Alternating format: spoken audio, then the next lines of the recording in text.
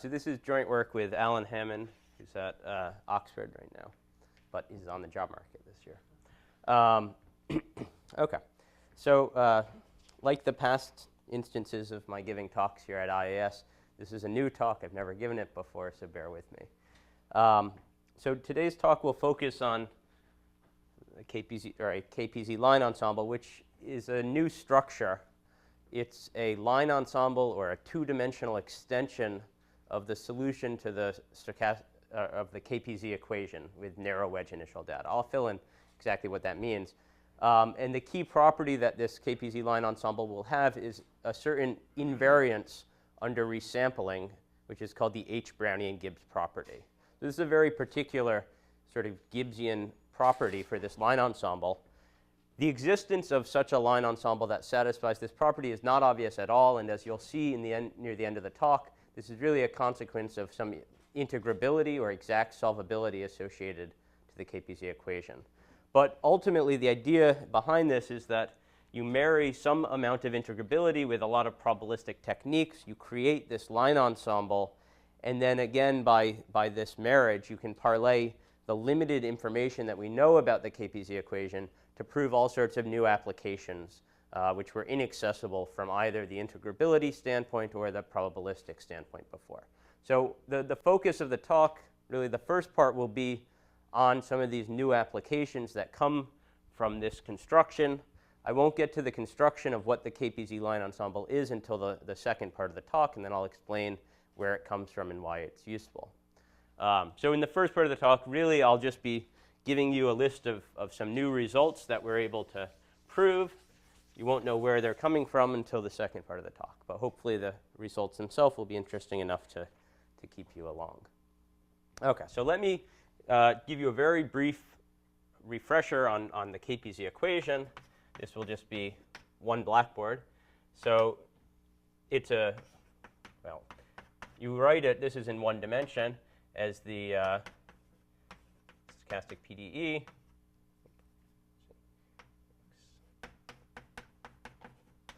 It's supposed to model the growth of a randomly growing interface, and then white noise. So this is supposed to be a space-time Gaussian white noise.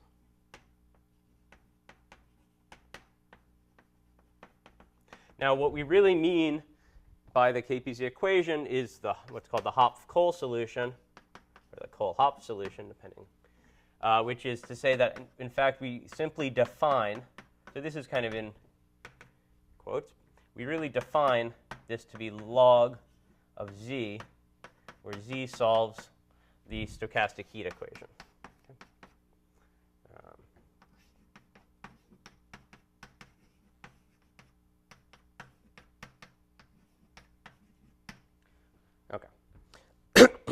Now, the type of initial data that I'll be initially talking about is something called narrow-wedge. And all that narrow-wedge initial data means is it means to start z at time 0 with a delta function. Okay. So we'll write z narrow-wedge or h narrow-wedge to be the corresponding solution. Of course, this doesn't make so much sense as far as the Kpz equation. What does it mean to take log of a delta function? But who cares? Because that's the Kpz equation is just log of the stochastic heat equation. And it makes sense to do that for the stochastic heat equation. There's a natural scaling, which is called Kpz fixed point scaling. So I'm going to introduce a Kpz a rescaled version of this solution, which will be denoted as h. So this is like a frac or a curly h. I'll put time up in the exponent or in the superscript, just because I'm going to distinguish it later, and then x. And this is defined via the relationship that h narrow-wedge tx should be minus t over 24 plus t to the 1/3 h narrow-wedge t to the minus 2/3 x. Let me draw you a picture. Okay, so the picture is the following.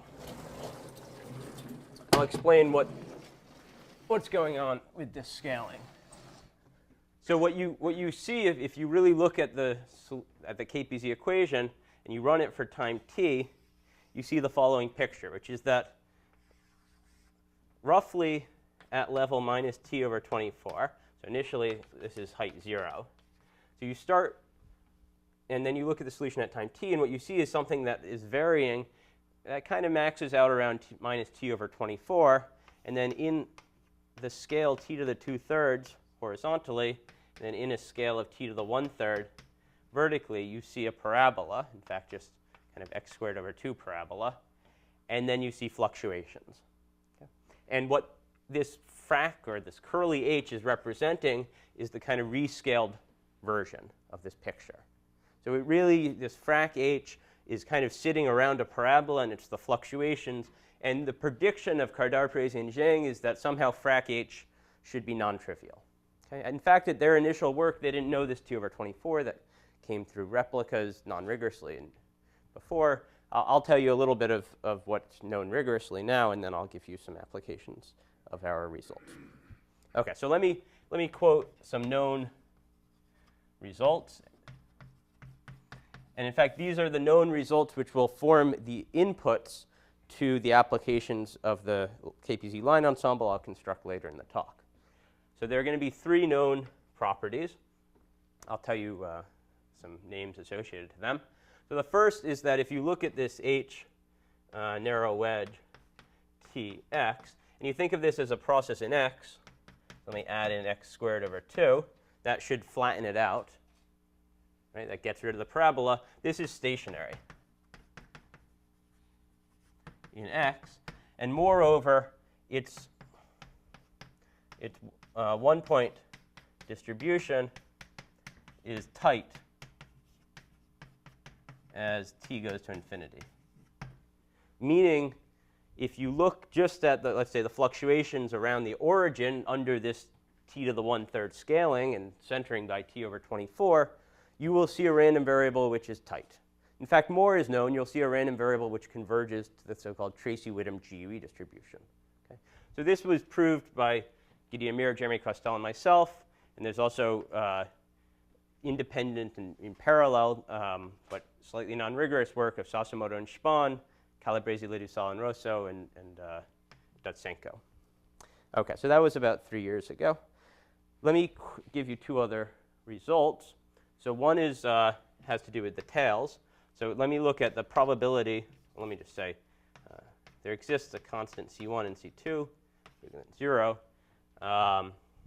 such that for all t bigger than 1 and s bigger than 1, this probability of the upper tail. Let's just focus at the origin. It doesn't matter because of stationarity. Probably this is bigger than or equal to s is less than c1 e to the minus c2 s.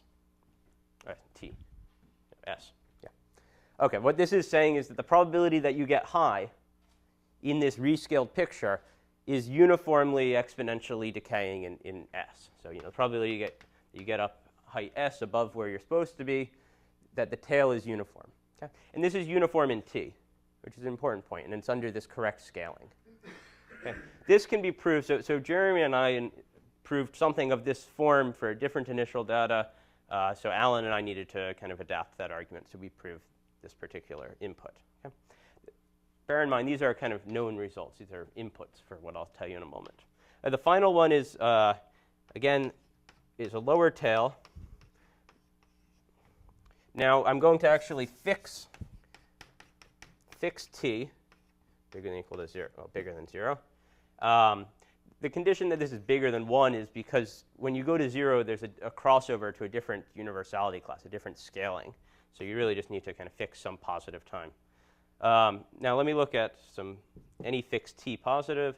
Then there exists constant c1 and c2 such that for all s bigger than or equal to 1, you have a lower tail estimate.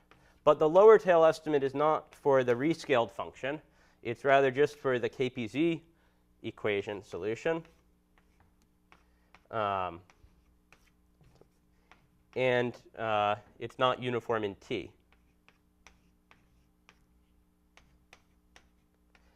Now that's not because there should in fact be a matching result as in this second case for the lower tail. This is just that we don't know how to prove a matching result.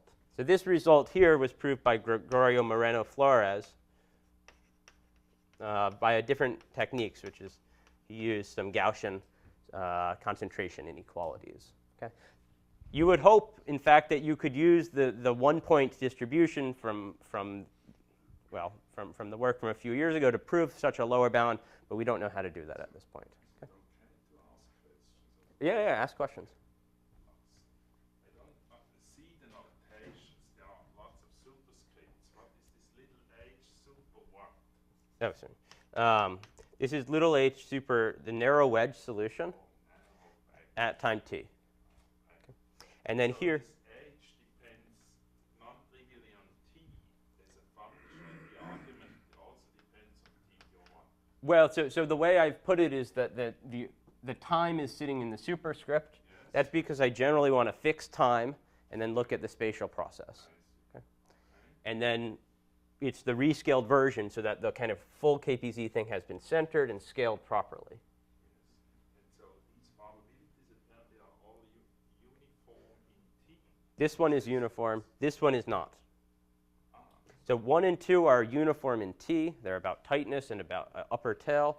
And 3, there's no known. The constants that could depend on t there. So here the constants could depend on t. All right. Okay. Your third one, I thought it's minus t over 24. It's not interesting in all the. You look at small h. So why is But this is for t. This is for fixed t. So that t over 24 can just be absorbed into s. It doesn't matter. Okay. So these are going to be the inputs. Now let me tell you how using the results I'll show you a little later, this KPZ line ensemble, we can parlay this information into some much more general results. Okay, so I'm going to give you 4 applications. You won't see them as applications for the time being, but I'll explain later how they are. Okay, so for the moment, they'll just be results. So the first application is going to be about the Brownian absolute continuity of this narrow wedge KPZ solution.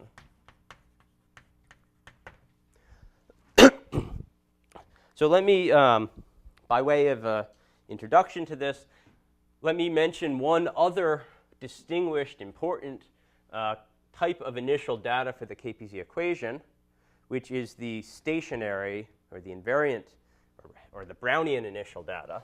So what that corresponds to, I'll write it as H stat.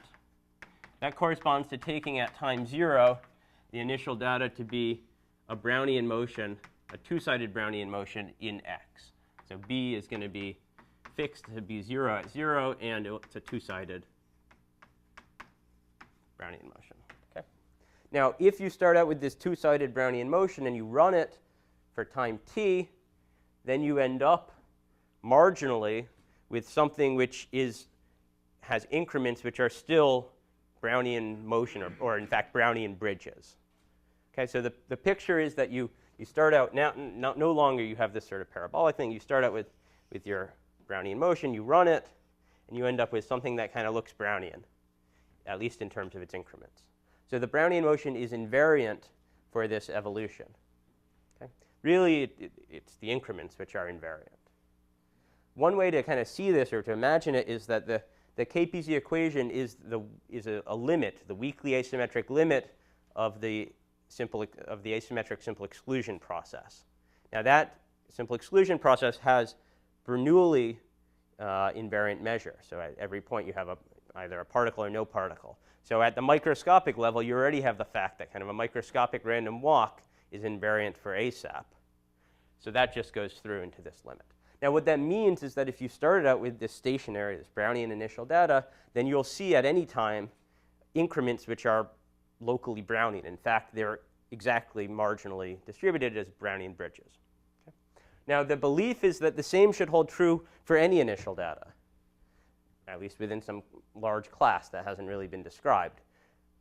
So what I'll show you is that for narrow wedge initial data, we can really prove a strong form of that. Now, of course, what you mean by locally Brownian, well, here I've said Brownian absolute continuity, but one believes some local Brownian property. And there's work that's been done before in this direction. So let me briefly mention. So what does it mean to look locally Brownian? Well, one thing that is known is that for the stochastic heat equation, solutions in space will always look Holder 1/2 minus. This can be shown. So you take the logarithm, it's not really going to mess that up. So you can show KPZ is going to look 1/2 minus in space, basically regardless of how you start. Okay, that's kind of like Brownian motion. Another thing that you can do, and this was something that Jeremy Crestel and Daniel Remnick proved a few years ago, is that if you look at the narrow wedge initial data, so this is the KPZ. Now you look at that as a function of space, and you subtract off the increment, the stationary increment between dot and 0. Then they could show that as a function of dot, this was a finite variation process. So the kind of the perturbation off of, this thing is marginally distributed as a Brownian bridge. Okay, well, actually, in Brownian motion. So the perturbation that you see in the narrow wedge initial data off of this particular Brownian motion, they could show was finite variation. Okay. Bear in mind, you're running these two evolutions from different initial data, but with the same noise. So they're coupled in that sense. So Martin Heirer, not on R. Here we're always dealing with KPZ on R, but on the periodic domain 0, 1, periodic boundary condition, could show, in fact, that if you talk about a more general class of initial data, in fact, he can't consider narrow wedge, but a general class of initial data which is relatively smooth or regular, then this same difference could be shown to be Holder 3/2 minus. So you get some improved regularity. Now, all of these results, bear in mind, are for fixed t, and they're also for the unscaled Kpz equation. So they don't respect this 1/3, 2/3 scaling. Okay? So the result I'm going to show you now does respect that scaling, and it behaves well as t goes to infinity.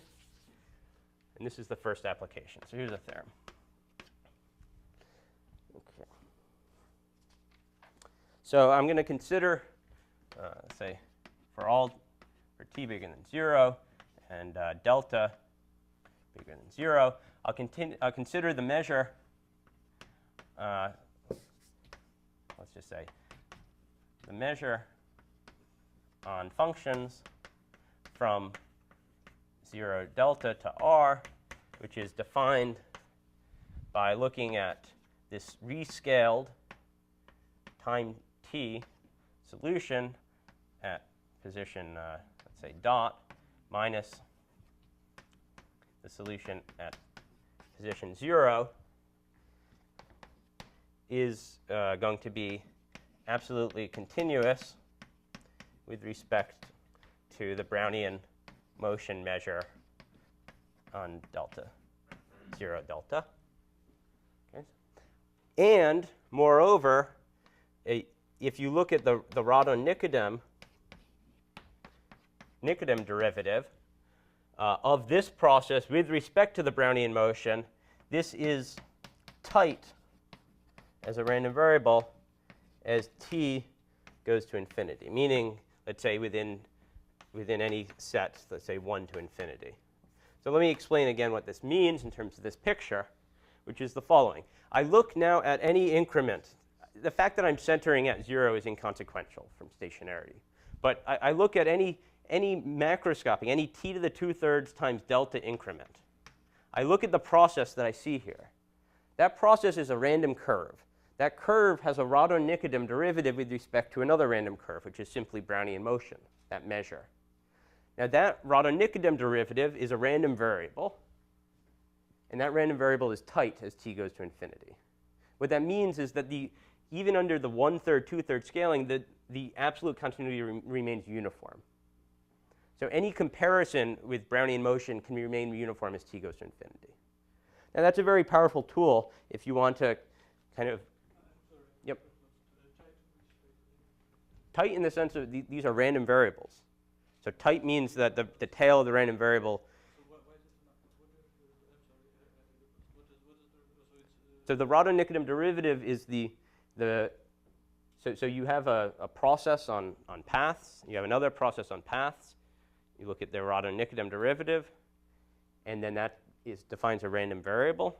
Why is it a function? Why is it a number? Well, it's because what's going on, the whole system is random. You're seeing a random path. So I'm thinking of this as a function of this random path. Okay. Okay. So I look over the full space of white noise, and this gives me a random function. Okay. And then that's tight. Okay.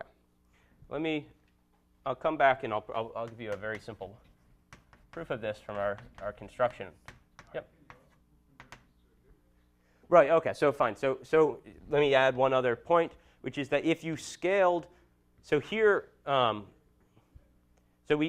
don't know that we can prove convergence to a limit. We can just prove tightness, at least with what we have. But if you were to scale, rather than looking at H, you were to, the math frac H, you were to scale into any closer range. So you were to, rather than doing the 2/3, 1/3 scaling, you did any scaling which brought you into a closer window. Then we can prove convergence to a Brownian motion, just pure convergence. Likewise, if you fix t and then zoom in, we can also show convergence to a Brownian motion. So these types of things come out easily. Okay. So let me give application 2, which is going to be order t to the 1/3 fluctuations for KPZ with general initial data. So the known results here, I told you, this gives you that for narrow wedge initial data, you have order 1/3 exponent fluctuations, and I'm going to parlay that information into general initial data. This is the second application. Okay, so as I said, there was this prediction of Kardar-Parisi-Zhang. They predicted the 1/3 and the 2/3 exponent. Here we'll focus on the 1/3. So the results that come previous to this that are of note, the rigorous results, so there's work of Ballas, Questel, and Sepalainen, and they showed that for the H stat, the variance at time t, let's say at the origin, grew of order t to the 2/3. This was really the first result giving credence, rigorous credence to Kardar-Parisi-Zhang's prediction. Okay? The next results were the ones I mentioned over there, and that computed the 1-point distribution of H narrow wedge, let's say at origin. That gave a formula for it and showed that this rescaled version converged weakly to the GUE distribution. Okay? And then that's also, there are a few other initial data for which results of this type have been computed.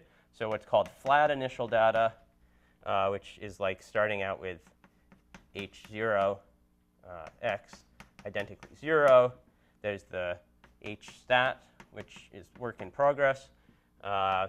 Jeremy, I think, has talked about, okay, well, actually, so I should say flat is also work in progress, flat, and then there's half flat. There's H stat, which is the one I talked about before. T divided by 24 doesn't appear here. Well, so certainly when you take the long time limit, you do need to do this centering, the t over 24. Yeah, and one line. Oh, in the well, but that's a law of large numbers, so it's variant, so it doesn't really matter. Yeah. Okay, so there is some precedent, but all of this work has really strongly relied on the integrability of these particular instances. And I'm going to show you results which, well, none of the integrable techniques can presently access. Okay? So here's the theorem. Well, sorry, let me first define a certain class of functions. So I'm going to define for some C delta kappa m positive. I'll say that f is in the class of, or satisfies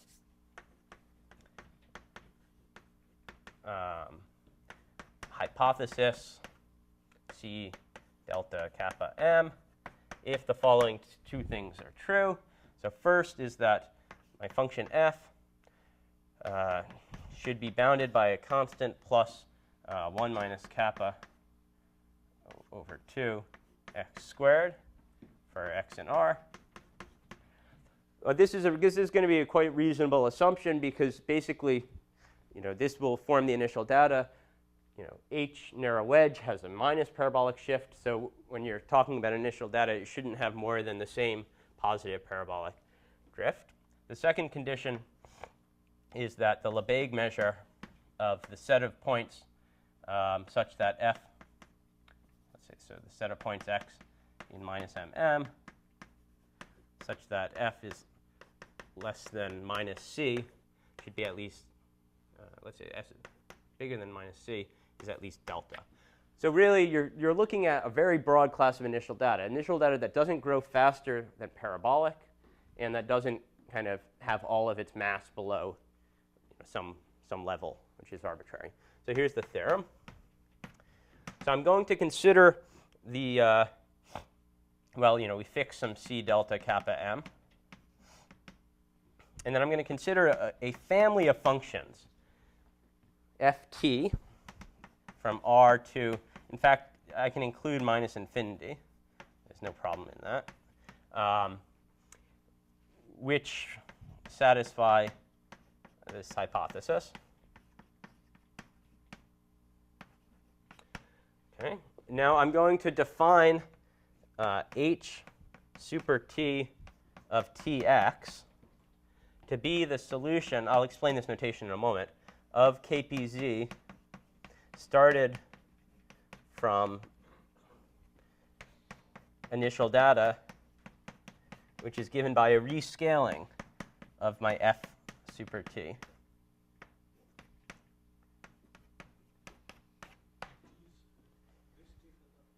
I'll tell you. So here's the idea. I can just look at the Kpz equation started from some fixed initial data, and I can study that. But as I go long in time, it's very natural to rescale the whole system by t to the 1/3, t to the 2/3. So if I'm going to look at time t, I may as well also rescale the initial data so that it looks non-trivial in that time t scaling. It's like when you do hydrodynamics. If you want to see a non-trivial initial data, you need to do Eulerian scaling to the initial data in addition to the long time behavior. This is the same idea. So I'm going to allow that. If you're not happy with this, take ft to just be 0. Think of that as your typical example. But in principle, I can allow the initial data. If I'm going to look at time t, I can allow the corresponding initial data to have scaled in the same t to the 1/3, t to the 2/3 scale. Okay. Then two things are true. Okay. So let me get the quantifiers.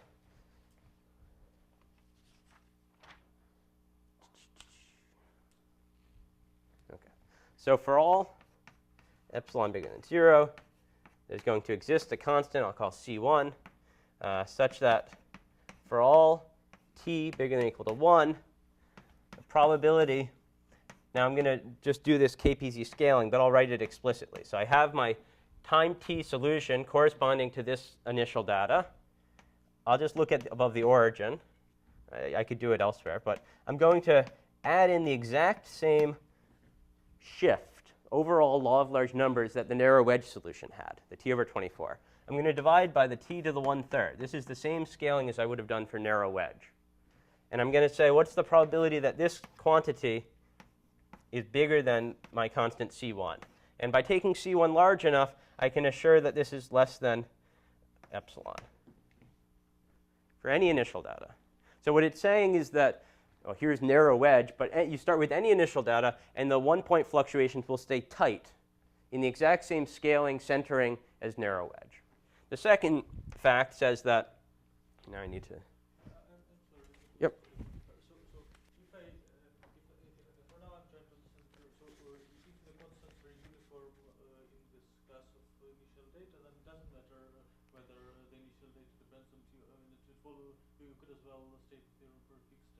I could state it for, but I can state it for a more general class. I can state it as for the f, which changes. Does it formally follow from the case when f is constant? No. Well, because if I really just think of an initial, okay, so fine. If you want to think of these ft's as being the same, that's fine. I'm saying you can even allow the FTs to vary. If you want to think of the initial data as being fixed, then yeah, you can do that, but it's not going to fall, this general result won't follow from that. Because if I'm rescaling the initial data, then for instance, there won't be any fixed C for which, right, this is the way I'm rescaling my FT. Okay? So I'm really, like, the picture is I choose my initial data to live in the same t to the 2/3, t to the 1/3 scale. And I run it for time t. Okay.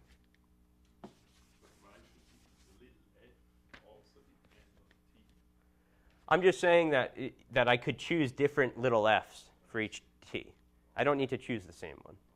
Inconsequential, because this is a tightness result. And the second thing says, so this tells me that the distribution is not any larger than t to the 1/3. I want to show you that it's not any smaller than t to the 1/3. So for all epsilon, there exists another constant, I guess C2, such that, I guess for all y, so all heights y, all little increment eta, and all t bigger than or equal to 1, this same probability, so let me say the probability of this same quantity, so the quantity inside of the bracket, or inside of the absolute values, probably that this is inside of the interval y to y plus eta is less than C2 times eta plus a little error of epsilon. So this is almost a density result. What it says is that the probability that my fluctuating interface hits a little increment around y is basically proportional to a constant times the size of the increment up to an error epsilon. So of course the constant will depend on epsilon. So you fix your kind of error that you want, that gives you a constant, and then for any eta, this will be true. This is really non-trivially saying that you're not going to be focusing on to any point, that you're really non-trivial in the t to the 1/3 scale. Okay, that's the second application. The third application, well, tell you what, since we're running, so there are two other applications. Let me skip those since I don't want to not get to the later results. I'll give you the other two applications later if you want. Let me just tell you in words what they are. So the third application is about the endpoint of the so-called continuum-directed random polymer. It proves that that endpoint lives in a t to the 2/3 scale. So it tells you both that it doesn't end outside of the scale and also that it doesn't focus deterministically on any point in the scale. And that's for the endpoint of the continuum-directed random polymer. And then the third result is a general version of the tail results, which I mentioned here, but which again applies for general initial data. Okay. Let me just give you one corollary of this application too, though, since it's interesting enough to state. So just as a corollary of application 2 is that if you started out with let's say, flat initial data, so this would be h of time 0 being identically equal to 1, or if you started out with the stationary case, or if you start out with any sort of mixture of these. So you can do half flat, half stationary, which would be, let's see, I guess, indicator that x, let's say, is bigger than 0 times a Brownian motion. You can also mix flat and narrow wedge, and then you can mix stationary and narrow wedge. Anyway, all of these have the exact same tightness. So you can apply this tightness result. Yeah, Jörg? You call all these applications, but I'm not quite sure what is being applied. Yeah, OK. So that's what I'm going to do right now. So I said the first half of the talk would be applications, and the second half of the talk will tell you what's being applied. So that's what I'll do. OK, so here we are at the second part, which is going to be the Kpz line ensemble. So let me just tell you first what I mean when I say the term line ensemble. First, I mean to spell it right. A line ensemble that I'll be looking at, it'll be what's called an n cross r line ensemble, index line ensemble. And it will just be a collection. Let's say L is the collection of curves indexed by n in natural numbers, where each L n is a function from R to R. It's going to be random, continuous curve. So a line ensemble is really just it's a measure on random curves, which are indexed so that, let's say, this is L1, this is L2, L3, and so on. Of course, you could choose a different indexing set. So this is the n index, and this is the r index. But I'm really going to think of this as a graph, as all these curves lying on the same graph. No, just the way I've drawn it. Yeah. OK. Now, I need to define one other concept, which is something called the H-Brownian Gibbs property. This is a key idea. So I'll take my time here. Or for short, H-Brownian Gibbs property. I say that a line ensemble, so this is a random configuration of curves. I say that this line ensemble has the H-Brownian Gibbs property for h, a function from r to, let's say, 0, infinity. So I fix some function h. Example you can have in mind is that h of x is equal to e to the x. Okay, just as one example to have in mind.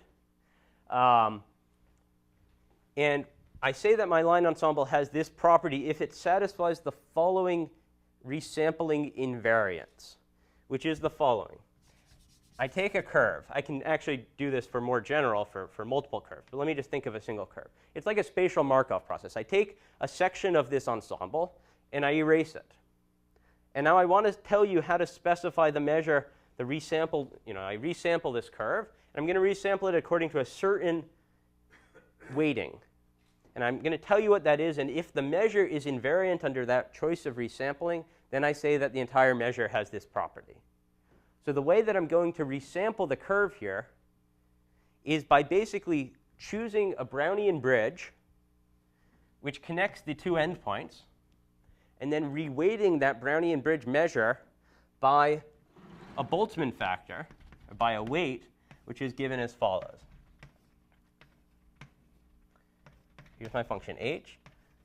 So in this particular instance, I'm looking at L2. So I'm going to do, I need to remember, is it L2?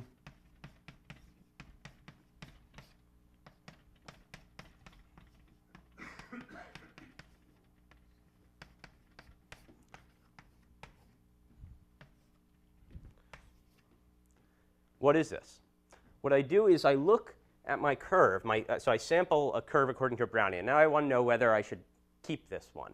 And I keep it at a certain rate, which is proportional to this. What I do is I look at the interaction between this curve and the curve above it, and this curve and the curve below it.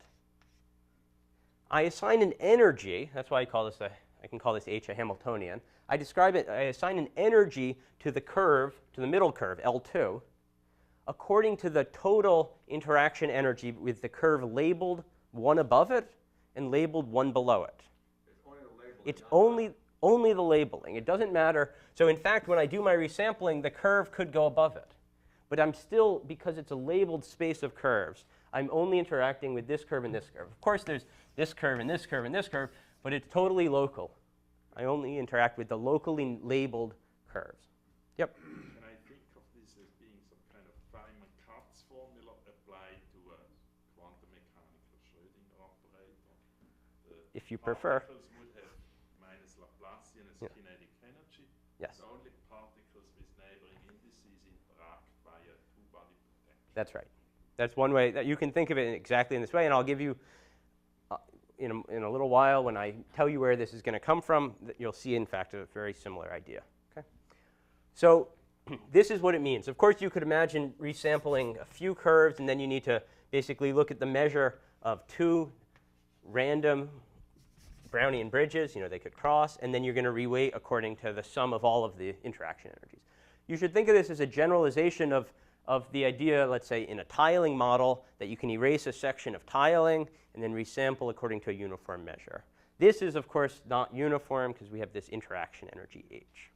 So there are going to be two examples of H which I'll be interested in. The first is the non-intersecting version. I'll write H infinity.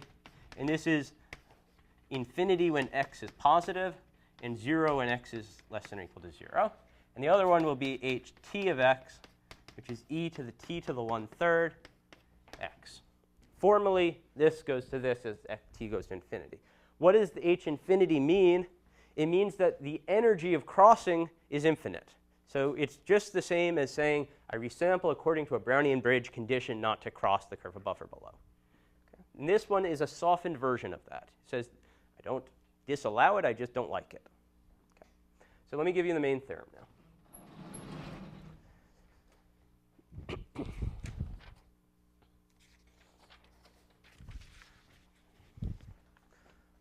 So here's the theorem. So for all t, let's say bigger than or equal to 1, it could be an arbitrary t naught positive, there exists an n cross r indexed line ensemble, a drawing of the sort I gave you, which I'll call H super t. So for each t, there is a line ensemble. So ht sub n in natural numbers, which has, or let's say which together have three properties. First property is that for each t, ht1 of dot, so the process, the top curve, top labeled curve, is distributionally equal to the narrow wedge initial data Kpz equation. That's not a hard thing. You know, just take the equation at time t and then just draw a bunch of curves beneath it and say that that satisfies 1. Okay? 2 is an important point, which is a non-trivial fact, which is that ht, the entire line ensemble, has the H1 Brownian Gibbs property. So there exists a line ensemble whose topmost curve is exactly the narrow wedge solution at time t. And there are lower curves. And these lower curves, all the full ensembles satisfy the Gibbs property. What's H1 is the t equals 1 version of this. Too many h's. And the third property is not a property about any given t. Okay, so for each t, I'm constructing one of these. I'm not doing them on the same probability space or anything fancy. Each t, I have one such line ensemble. 3 is a statement about the kind of uniform behavior of them. So let me define a curvy, a frac t. This is going to be the same Kpz rescaling. So this is just a rescaling of my line ensemble. I'll give you a picture in a moment. This will be defined via the relationship, the defining relationship from the leftmost board, t over 24 plus t to the 1/3. So this is the same scaling that I applied to the Kpz narrow wedge equation, but I'm applying it to the entire line ensemble now. Okay. Well, first of all, ht has, because I'm doing this rescaling, this t to the 1/3 rescaling, it has the h sub t Brownian Gibbs property. That's easy. But the important point is that it has it on any fixed interval, on any interval AB, its Radon-Nikodym derivative with respect to Brownian bridge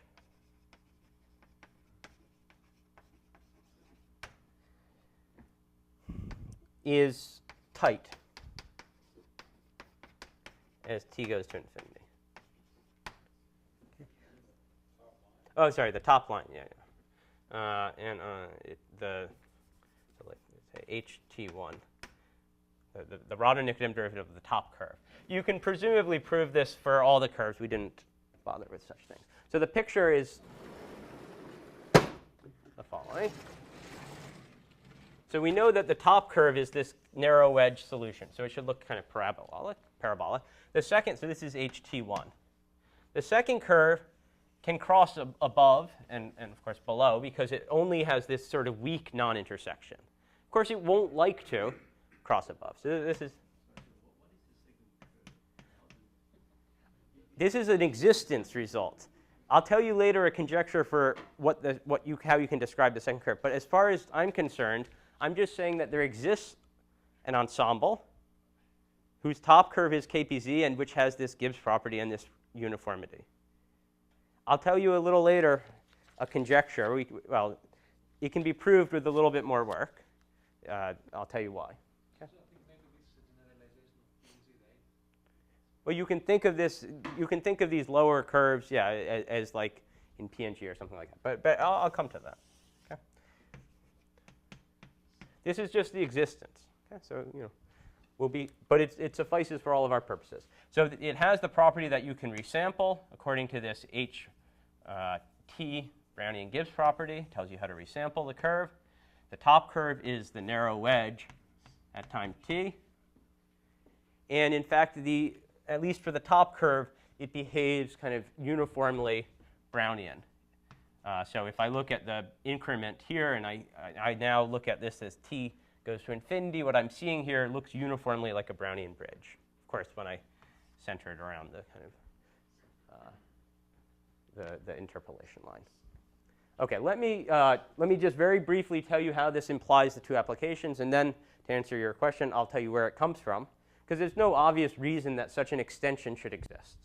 And you need to think a little bit to see where it comes from. Well, is this related to Toda system? That's right. So this is going to come out of a finite approximation scheme using this quantum Toda Hamiltonian. Okay, so the first application is obvious because the Kpz equation is the top curve, and point 3 is exactly giving you the tightness that application 1 corresponds to. Okay? Application 2 requires just a slight bit more work, which is just noting that the stochastic heat equation is linear in its initial data. That means that any initial data you can solve by kind of looking at delta functions at each point and convolving that with the initial data. But of course, there's some reversibility in the definition of the fundamental solution. So going from x to y is the same as going from y to x, at least at distributional level. So that allows you to write any one-point distribution in terms of a kind of variational problem. Well, not exactly like an integrated problem with respect to H narrow wedge. So let me just write that down to be concrete. So you get for this is in application 2. If you're looking at initial data, which I'll call H naught of x, you find that distributionally Ht of x is equal, so for fixed t and fixed x, it's equal to the logarithm minus infinity to infinity e to the h narrow wedge. Well, let me just write it in terms of this guy. T to the 1. Well, okay, I'll write it here. H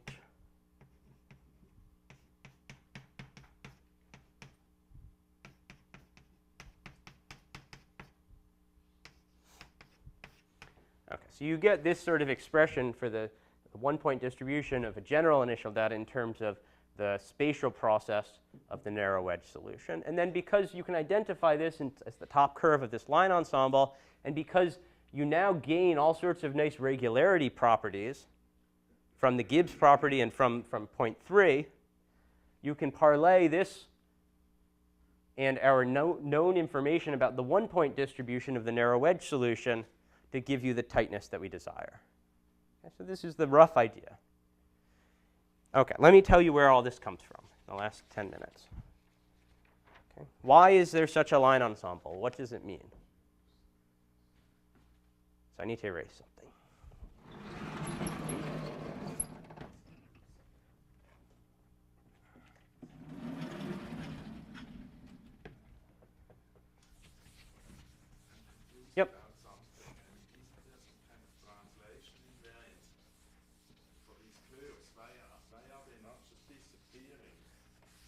They pinned in some way. No, it's because, so they have there's a parabolic overall shape. And that parabolic shape is sufficient to support the Brownian resampling.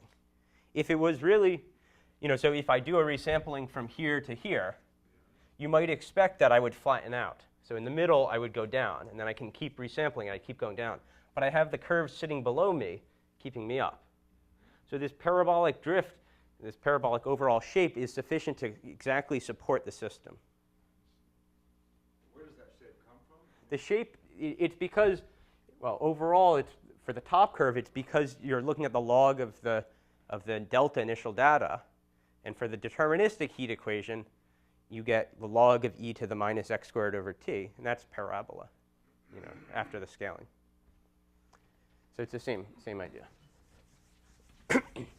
OK, so where does this come from?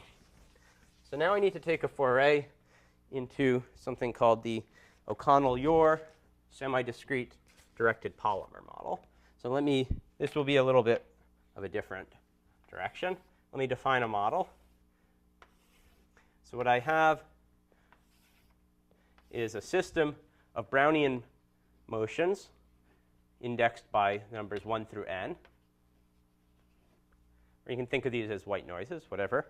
And now I look at a path. So these B's, BI's, or Bn here, Bn minus 1. The BI's are IID. Now I look at a trajectory, which I will denote, or just a path, which I'll denote through this sort of broken lines. You may have seen people talk about this here before. Such a trajectory I'll denote as phi. So it's an upright path with these sort of broken lines.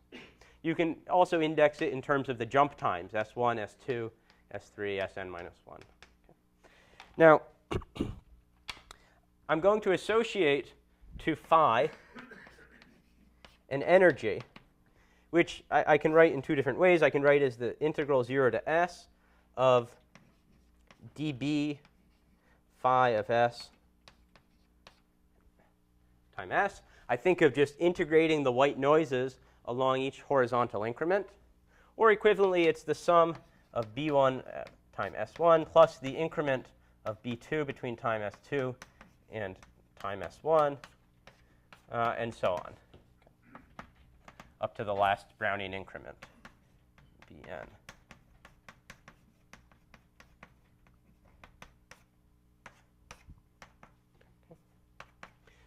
Now, I'm going to actually consider a slightly more general class of curves. I'll consider a class I'll call dn of s, which will be the set. I'll think of it in terms of the set of these s's as some simplex of, let me take n equals 2 in this example. I'll look at curves phi 1 and phi 2, which are non-intersecting, and which the top one ends up here, and the bottom one ends up below. So basically, I'm looking at two paths starting staggered by 1, ending staggered by 1 that never cross. Okay, and the bottom one I call phi 1, the next one I call phi 2. The energies of phi 1 and phi 2 is just, of course, the sum of the two energies. Now, I'll define a partition function. So for n in the set 1 through n, I'll define something I'll call z and n of s. If you want, you can put in a beta. I'll soon take beta to be equal to 1 for concreteness. So it's going to be the integral over all phi 1 through phi n in dn. I'll give you an example in a moment. E to the beta sum.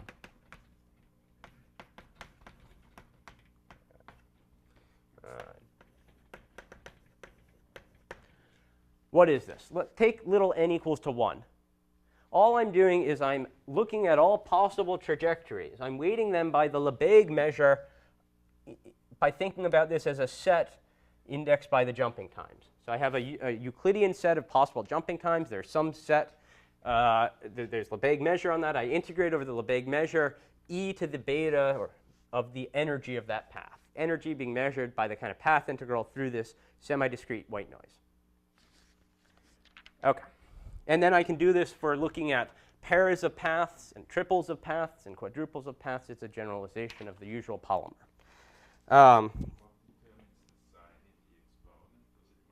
Doesn't matter because the noises are symmetric. Okay, I'll define x, which will be like the free energy.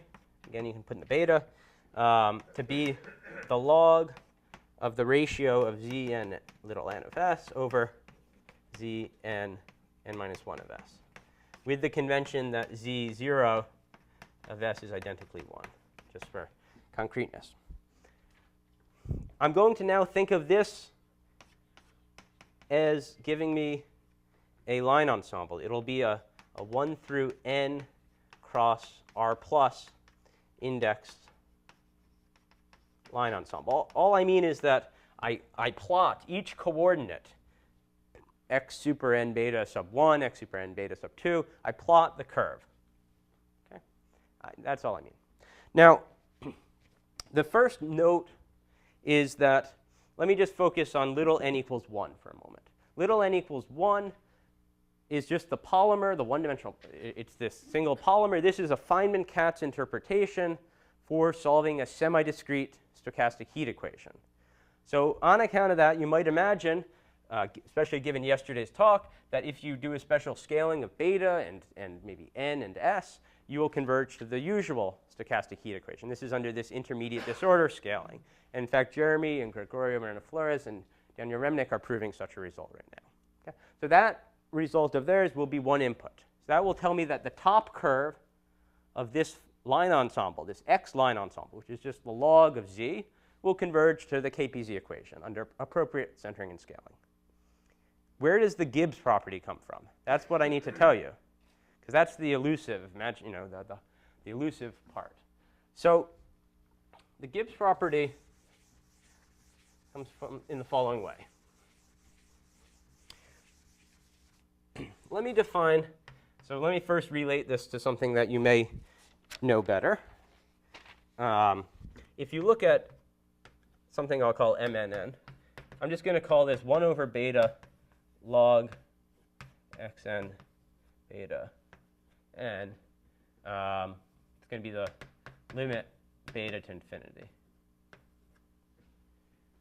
All this means is that I'm going to, rather than taking the integral of the exponential, I'm just going to look at basically the max over my phis of the energy of the phis. Okay? This will be over the d n of s. This will be phi 1 through phi n. This will be the sum of the phis. And then I subtract the same thing, because I'm looking at this ratio when I defined x, with respect to n minus 1 of these. And these are different of the same sum. This is a sum. This is the tilde up to n minus 1. This is up to n. Okay? Now, there's a result from 2001 or so, perhaps even earlier, so Baryshnikov, and then he, in fact, attributes Kuperberg, shows that as a diffusion, so well, as a process in S, so I think of this as the collection Mn n of S, this is exactly equal to the Dyson-Brownian motion. That's a non-trivial fact. This is a result of the so-called RSK correspondence. I'm not going to go into this now since I'm already 2 minutes over my time, but I will just leave that as a fact. So what Neil O'Connell proved in 2009 is that, in fact, if you look, well, okay, before I get there, let me make one note. So Dyson-Brownian motion, the generator is traditionally written as, let's say, 1. This is the Dirichlet-Laplacian. H is the van der Rohe, I less than j, which is the harmonic function for the Dirichlet-Laplacian. This is Dirichlet with killing outside of the Weil chamber of this sort. This also has a nice interpretation because of this H transform, this ground state transform, as Brownian motions conditioned to stay inside of the Weil chamber for all time, which clearly will have the H infinity Brownian Gibbs property, because you're doing this conditioning on non-intersecting. So what O'Connell proved, and what we make use of, is that this X process, let me just set beta equals 1, okay, of S, is also a diffusion with a certain entrance law, which I'm not going to write down, but with generator of the same form, except that this Dirichlet-Laplacian is replaced by something Q, which is called the quantum total lattice Hamiltonian, where Q is exactly the usual Laplacian plus the sum I equals 1 to, I guess, n minus 1 of e to the x I plus 1 minus xi. And this phi is called it's called a class 1 Whittaker function, GLN Whittaker function, which just really means that it's going to be the harmonic function for this Hamiltonian, for this operator, which has certain nice growth conditions at infinity. Now, because of there's kind of a general theory at play now, which says that if you have such a Hamiltonian which has a factorizable potential, so this is the generator of a free n-particle system of Brownian motions, and then you have two-body nearest neighbor interactions, like you were pointing out, that this H transform, the Markov process that you get from it, will always have the Gibbs property, and the Gibbs property will exactly correspond to the potential. This, by the way, is equal to H1 of xi minus xi. So that's where the H-Brownian Gibbs property comes from. Then what you need to do, and of course this is not a triviality, but you need to show that this entire ensemble, as you take capital N and you do the appropriate scaling that I mentioned before that brings you to KPZ in terms of the top curve, you need to show that the entire ensemble has a limit, okay, or at least has subsequential limits. So what we do is we show subsequential limits because we can't, as of yet, prove the identification of the lower lines. But that's where the theorem comes from, and that's where 1 and 2 come from. 3 requires us to parlay the information about the tightness of the Kpz equation to the whole line ensemble. So there's some more work involved in that. OK, so I've gone over by 5 minutes. I can give you 2 conjectures, or I can stop. What do you guys want?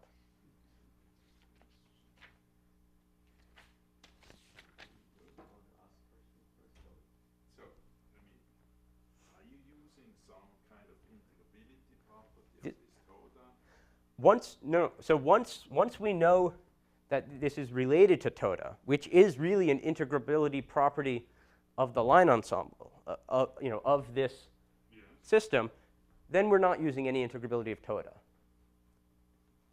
Now, of course, you can imagine that maybe in trying to get some of the actual statistical results, the one-point distribution, that sort of stuff uses, in some sense, integrability. But no, as far as our results are concerned, we're just simply using the form of the generator. So what is magical about the exponential potential? There's nothing magical about this. What's magical is the relationship that O'Connell found between this free energy, this log of the ratio of the partition functions, and the diffusion. And that is, again, facilitated through some variant of the RSK correspondence, what's called the tropical or geometric lifting. Okay. So the result Yep. is covered for this double exponential or for no general potential? The result, what? So for example, the Gibbs property. It's for General potential. the Gibbs property. No, I don't understand the question. The Gibbs property holds for exactly this potential. The connection that exists is for exactly this potential. The Gibbs property would hold more generally. You can define a line ensemble which has a more general Gibbs property. I just can't tell you why it's interesting.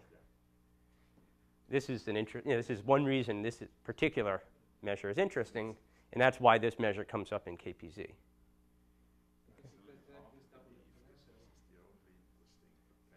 Oh, of course, but you need a reason. Okay, let me just in words tell you what the 2 conjectures would. Yeah. Okay. I think everybody, we are going to have quite some questions. So maybe Okay, so we'll do.